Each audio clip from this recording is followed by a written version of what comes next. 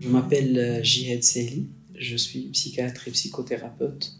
Je travaille à Fribourg en Suisse depuis environ 8 ans.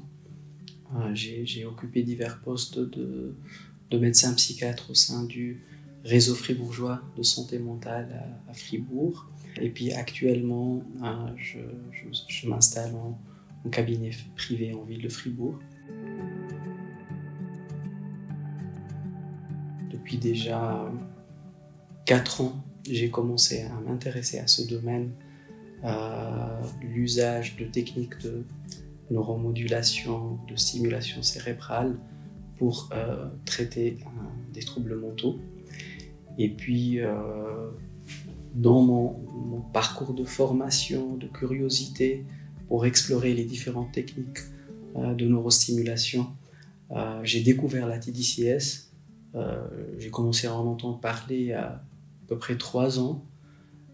Et puis, c'est vrai que c'était intéressant de tester, de voir un petit peu ce que cette technique pourrait apporter. C'est une technique qui, à mon sens, a beaucoup d'avantages, comme la facilité d'utilisation, le potentiel d'accessibilité des appareils avec un bon rapport par rapport au coût de ces appareils et puis par rapport à leur taille. C'est pas une technologie sophistiquée qu'il faudrait mettre en place ou organiser de manière compliquée. Et puis avec ce potentiel aussi de possibilité d'usage à domicile, c'est-à-dire que le patient pourrait utiliser ces appareils chez lui sous la supervision du psychiatre. Ça fait à peu près 2 ans que j'ai commencé à intégrer la TDCS dans ma pratique et j'ai essayé quelques dispositifs pour voir lequel pourrait convenir vraiment à ma pratique. Et c'est vrai que j'ai trouvé que les appareils TDCS Flow avaient cet avantage aussi d'utilisation très pratique et facile à mettre en place. C'est aussi un design qui a du sens, qui parle aux gens, qui est pratique, et puis qu'on pourrait facilement montrer aux patients comment utiliser l'appareil et puis le superviser dans un traitement qui se fait à domicile. C'est de là où je me suis tourné à utiliser donc les dispositifs Flow TDCS. C'est une technique de stimulation vraiment non invasive du tout. Donc, ce que j'explique aux patients, c'est qu'on utilise une faible intensité de courant électrique. J'utilise toujours cette image de l'équivalent de l'électricité ou de l'ampérage des batteries, des piles, des petites piles. Et puis on applique 2 électrodes, donc une anode et une cathode, sur 2 régions cérébrales. Les recherches récentes sur la dépression ont montré que souvent il y a un déséquilibre entre une hyperactivité au niveau du cortex préfrontal dorsolatéral à droite et puis une hypoactivité du côté gauche. Donc le principe de la TDCS, c'est de réinstaurer un équilibre entre ces 2 régions cérébrales. Donc la stimulation électrique avec une anode du côté gauche va augmenter l'excitabilité et la stimulation de la région hypoactive, et du côté droit avec la cathode, ça va inhiber la partie hyperactive au niveau du cortex préfrontal dorsolatéral, et puis cela permet d'apporter cet équilibre et puis repolariser le fonctionnement cérébral de manière balancée.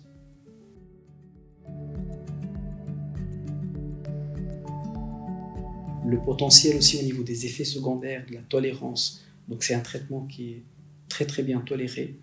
Personnellement, dans mon expérience, je n'ai pas fait face à des effets secondaires significatifs.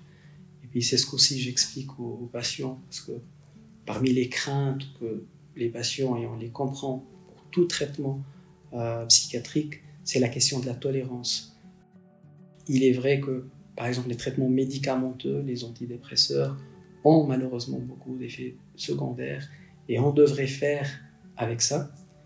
Maintenant, je propose aux patients de dire on a une alternative qui est beaucoup mieux tolérée. Et puis à la limite, ce que personnellement j'ai pu voir ou constater comme effet secondaire bénin, des petites rougeurs sur les sites qui disparaissent rapidement, des céphalées ou des maux de tête aussi bénignes qui disparaissent spontanément. Parfois, je propose aux patients, si ça le dérange, de prendre un antalgique de premier palier, comme du paracétamol, et puis l'évolution elle est souvent favorable. Donc l'autre avantage aussi, c'est cette courte durée d'utilisation par rapport à d'autres interventions pharmacologiques. Donc généralement on part sur un traitement tous les jours, donc des séances de stimulation de 30 minutes, 5 jours sur 7, pendant en moyenne 7 semaines. Et puis souvent c'est suffisant, parfois on a besoin de faire de la maintenance à distance, mais personnellement je n'ai pas eu besoin de faire des séances de maintenance. C'était toujours un traitement aigu sur ces 6 semaines et puis c'est tout bon.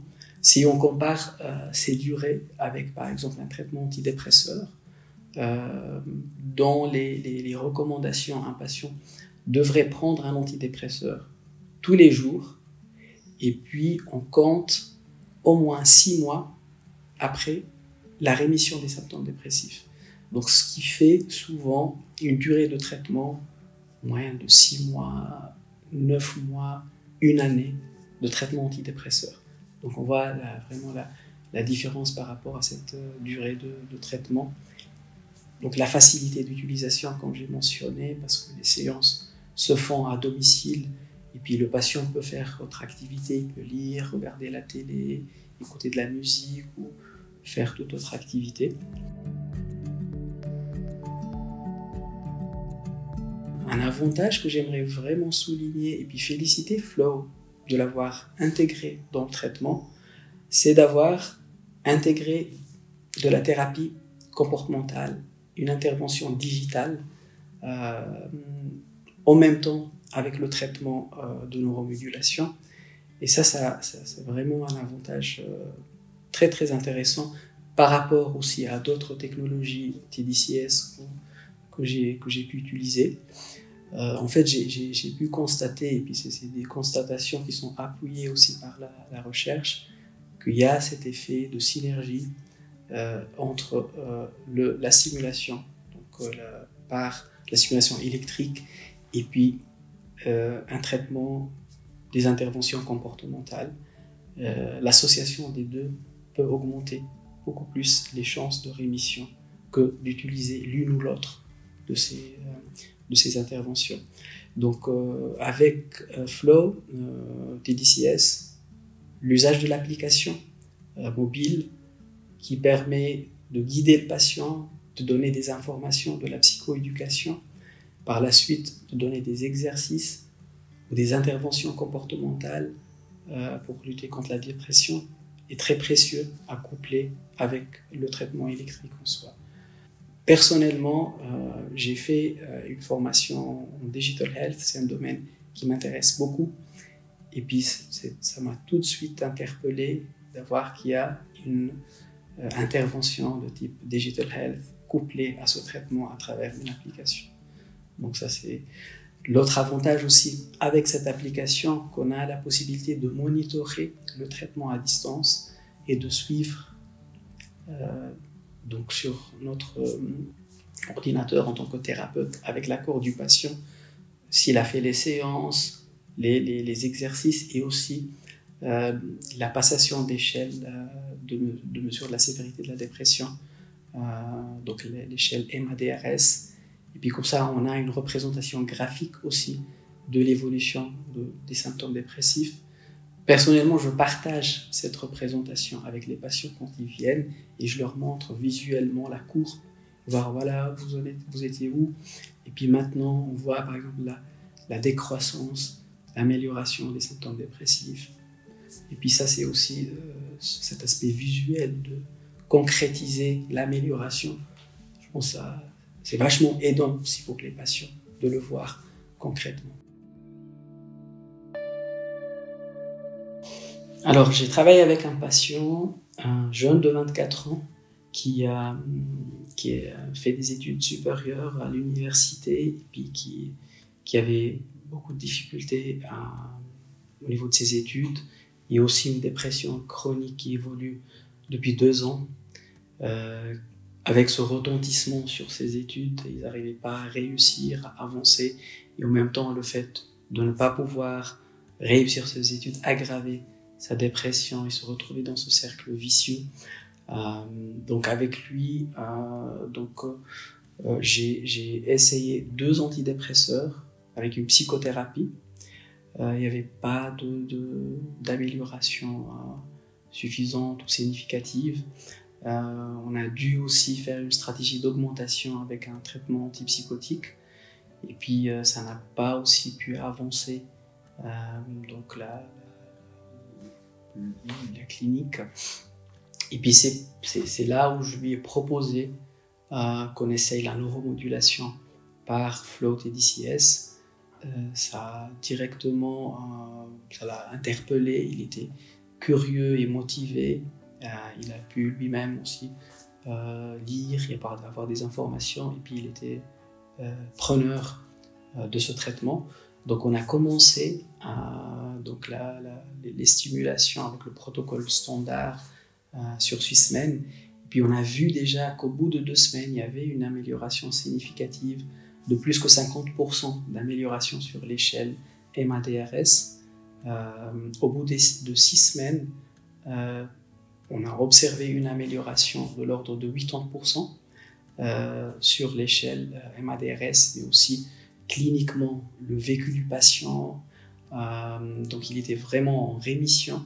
On n'a pas eu besoin de faire un traitement de maintenance par la suite. Et puis l'évolution était favorable, il a pu réussir ses examens, finir ses études universitaires et puis commencer un emploi stable. Et puis j'ai pu le voir dernièrement en rémission et il était tout content de l'évolution donc favorable et des perspectives d'avenir dans sa carrière professionnelle.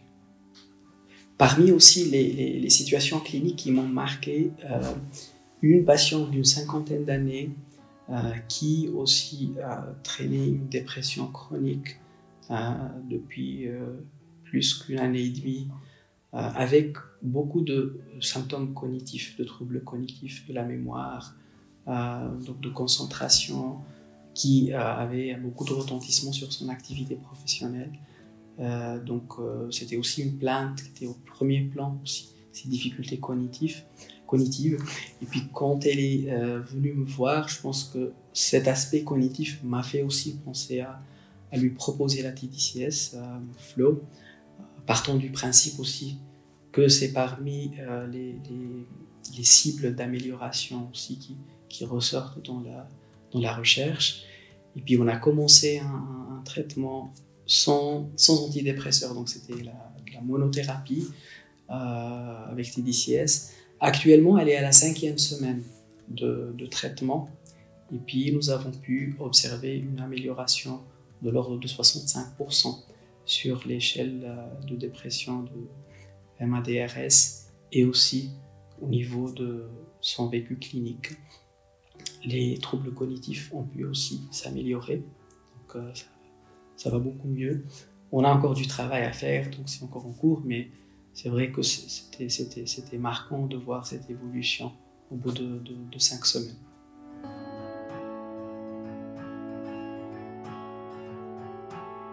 J'avais une patiente qu'on avait un suivi pour une dépression qui a pu s'améliorer sous antidépresseurs.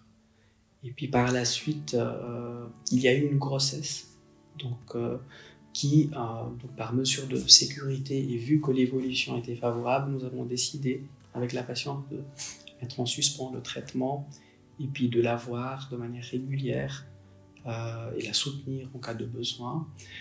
Et puis, c'est vrai qu'avec elle, on se projette et on a dit que si dans le postpartum, il y aurait des difficultés au niveau de l'humeur ou une rechute dépressive, qu'on s'apprêtait à faire la TDCS, ça serait une bonne indication de le faire dans le postpartum. Donc la patiente, elle est d'accord, elle est bien informée, et je pense que ça pourrait être une bonne indication si jamais on rencontre des symptômes dépressifs dans le postpartum. Et ça permet quand même d'offrir une sécurité à cette patiente, de la rassurer, de savoir qu'il y a une option envisageable dans le cas où ça va moins bien. Parce que c'est vrai que c'était une préoccupation de dire est-ce que je dois reprendre des antidépresseurs alors que j'allaite, par exemple. Alors, dans ma pratique quotidienne, je propose et puis j'envisage Flow TDCS pour différents profils de patients ou différentes situations cliniques. Alors, il y a des situations cliniques de traitement de première ligne chez des personnes qui ne veulent pas prendre un traitement médicamenteux. On comprend tout à fait les préoccupations quant aux effets secondaires. Et puis qu'on part dès le début en première intention sur la neuromodulation TDCS Flow. Souvent, c'est des patients jeunes, sans comorbidité, et puis qui aussi, je pense, le profit fait que ça les intéresse, c'est une technologie qui leur parle aussi.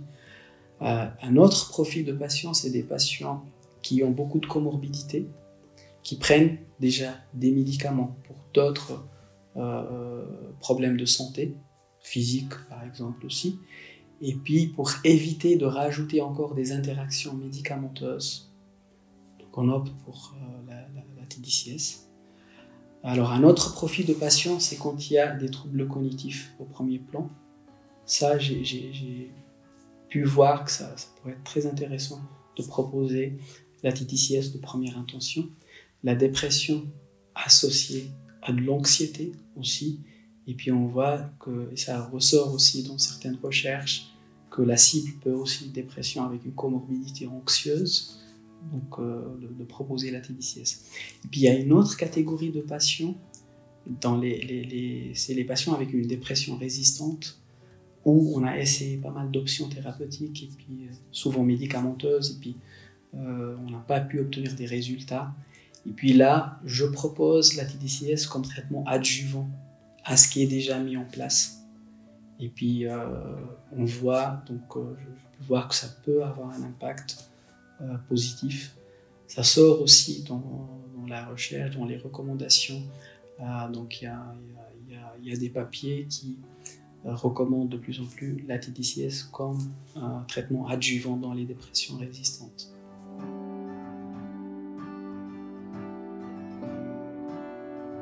Moi, ma petite expérience avec TDCS pendant cette dernière année m'a beaucoup motivé aussi à en parler à mes collègues et puis aussi à recommander à mes collègues d'utiliser ce traitement dans la prise en charge de la dépression. C'est vrai que actuellement, quand on en parle aux collègues,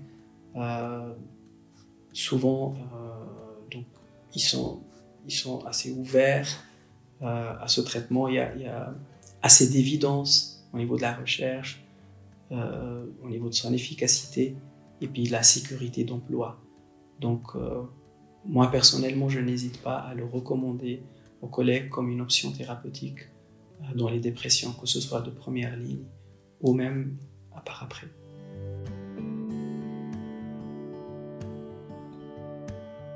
Quand on voit le profil de efficacité, tolérance, coût, accessibilité, il est vrai que intuitivement et de manière évidente, on voit que c'est un traitement prometteur qui peut vraiment avoir une place de première ligne, comme aussi option adjuvante dans la dépression.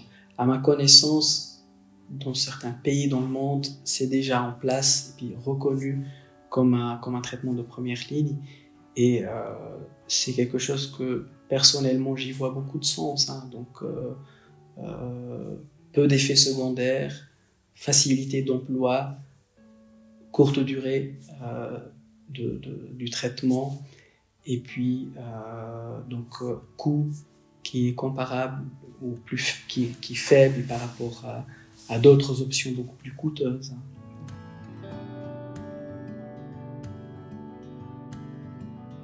Alors souvent, dans ma pratique clinique avec les patients, on fait une séance en présentiel pour déjà découvrir, poser des questions, comprendre un petit peu comment ça fonctionne, voir l'appareil. Par la suite, on peut, dans la même séance ou la séance d'après, aussi en présentiel, commencer le traitement dans la session. Donc souvent, la première session, on la fait ensemble avec le patient dans la consultation, et par la suite, voir avec lui si il se sent de continuer à domicile. C'est toujours le cas puisque c'est simple et facile à expliquer. Ça arrive parfois quand ils viennent dans les rendez-vous de contrôle, ils viennent avec l'appareil aussi, et puis on profite, on fait la session aussi en présentiel, tout en travaillant autre chose, en parlant, en discutant, en faisant de la psychothérapie. Ce que je recommande souvent aux patients, c'est de coupler le traitement avec les interventions comportementales qui sont dans l'application pour maximiser les chances d'un effet thérapeutique positif. Donc je leur recommande de suivre les différents modules, de faire une activité physique de manière régulière, de revoir leur nutrition, et puis bien sûr d'être observant, donc d'utiliser le traitement régulièrement, ne pas sauter des séances. Et puis c'est quelque chose qu'on peut revoir avec eux par la suite. Alors déjà, au bout de 2 semaines, on commence à avoir des effets bénéfiques. Au bout de 2 semaines de traitement, les patients sentent une différence et puis peuvent la décrire. On la voit aussi sur les évaluations hebdomadaires par la psychométrie. Après, l'effet il est beaucoup plus clair et puis prononcé au bout de la 4e semaine. Donc là, on voit clairement, souvent, la réponse elle est déjà là, l'amélioration elle est déjà significative.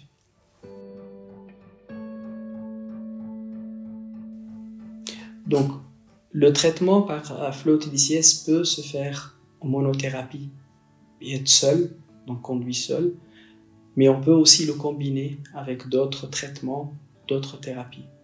Alors les 2 options sont possibles. Déjà, le traitement FLEU en lui-même, le package contient les interventions comportementales dans l'application qui sont en soi un traitement.